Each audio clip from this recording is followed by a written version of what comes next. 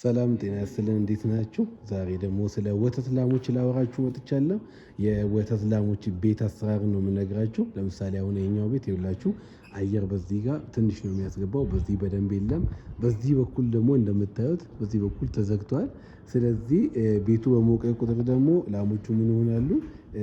ሳሊባዊ ደግሞ ላጭ ያመጣሉ። ይኸውላችሁ የዚህኛው ላም ምናልባት በደንብ የሚታይ ከሆነ ይኸውላችሁ አያችሁ አፏ ላይ ላጭ እነዚህን ያመጣል። ለምን ቴምፕሬቸርን የመቋቋም ችግር ሊመጣ ይችላል። ስለሆነ ቤት ስትሰሩ የወተት ላሞችን ቤት ስትሰሩ ታሳቢ ማድረግ ያለባችሁ አንደኛ በቂ አየር፣ ሁለተኛ ደግሞ በቂ ብርሃን ማስገባት አለበት።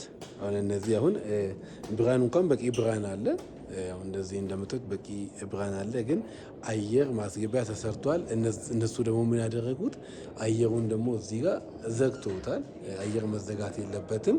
ስለዚህ ቤቱ ዌል ቬንቲሌትድ መሆን አለበት እና ወተት ላም ላይ በጣም ይሄንን ማሰብ አለባችሁ ስትሰሩ። ሌላው ደግሞ ምንድነው የዚህ ፋርም ችግር ያየሁት ይሄኛው መመገቢያ ገንዳውን ካያችሁ በጣም ሰፋፍቷል። ይውላችሁ እዚህ ጋር ሰፋፍቷል፣ በዛ በኩል አጥረዋል። ካጠረ በኋላ ደግሞ እዚህ ጋር ምን ጨመሩ? እንጨትን ጨመሩበት። ይውላችሁ እንጨት እዚህ ጋር ተጨምሯል፣ እዚህ ጋር ተጨምሯል። ከብቱ በዚህ ማለት እየተጨናነቀ ነው የሚበላው። ይውላችሁ ትላንትና ኦኬ ስለ መኖ በሌላ ቻናል ሰርቼ ነበረ።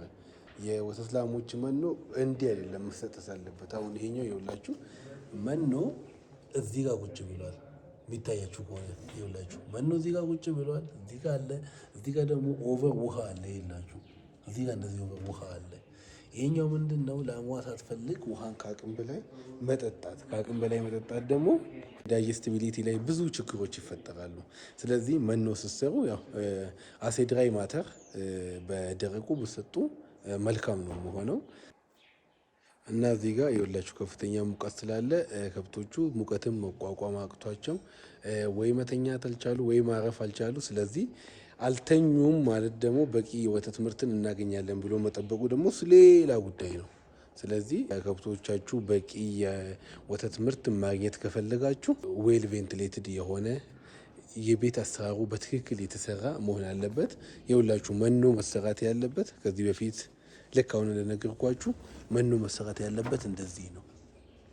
የሚታያችሁ ከሆነ እንደዚህ ከሰራችሁ ላሞቹም የመብላት ፍላጎታቸው አቅማቸውም በጣም ይጨምራል። ለመበላትም በጣም አመቺ ነው። የአሁኑ ያሳየኋችሁ ውሃ ያለው መኖ እሱ ለመበላትም ውሃ ስለሚበዛ ከብቶቹ ሳይፈልጉት በግድ ስለምርባቸው ብቻ ይበላሉ። በዚህ ሁኔታ ደግሞ የወተት ምርት ማምረት አትችሉም። መኖ የሚደረደረው እዚህ ነው። ይሄኛው እንኳን ጥቅሙ ምንድነው? እዚህ ስር በቂ ብርሃን የሚኖር ከሆነ ከብት መኖር ይችላል። ለምን ከላይ የሚመጣው ሙቀት ከብቶቹን አይጎዳም። ላሞች የሚጠሉት ከፍተኛ ሙቀትን ብዙም ሪከመንድ አይሆንም። ከሙቀቱ ይልቅ ደግሞ ቅዝቃዜ ነው የሚመረጠው። ቅዝቃዜ ሲሆን ለከብቶቹ የመኖር አቅማቸው ከፍ ይላል። ሌላ ለላሞቹ የሚደረገው እንክብካቤ ደግሞ ውሃ ማጣት የለባቸው።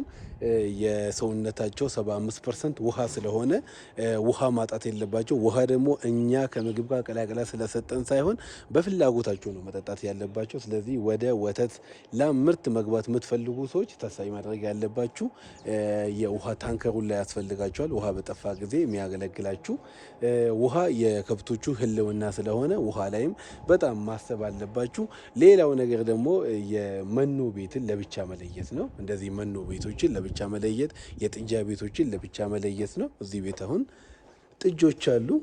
እዚህ ጋር ብዙ ጥጆች አሉ። የሚታያችሁ ከሆነ የጥጆች ቤት ይሄኛው ጥጆች ቤት አሁን አሪፍ ነው፣ ግን በቂ ብርሃን የለውም። አያችሁ፣ ይሄኛው በቂ ብርሃን የላቸውም። በዚህ በኩል ብርሃን ቢያንስ ማለት ነው ብርሃን የሚታያችሁ ከሆነ ከዚህ በላይ መከፈት ነበረበት። እንዲህ ተከፍቶ ሽቦ መደረግ አለበት። ስለዚህ ይኸውላችሁ እዚህ ቤት አሁን አሰራሩ ሁሉ አሪፍ ነው። ጥጆቹ የሚበሉበት ትንሽ እዚህ ጋር የሚታያችሁ ከሆነ ይሄኛው ትንሽ ከፍ ማለት አለበት። ዛሬ ጥጆች የነገ ላሞች ስለሆኑ ጥጆች ላይ መስራት አለባችሁ።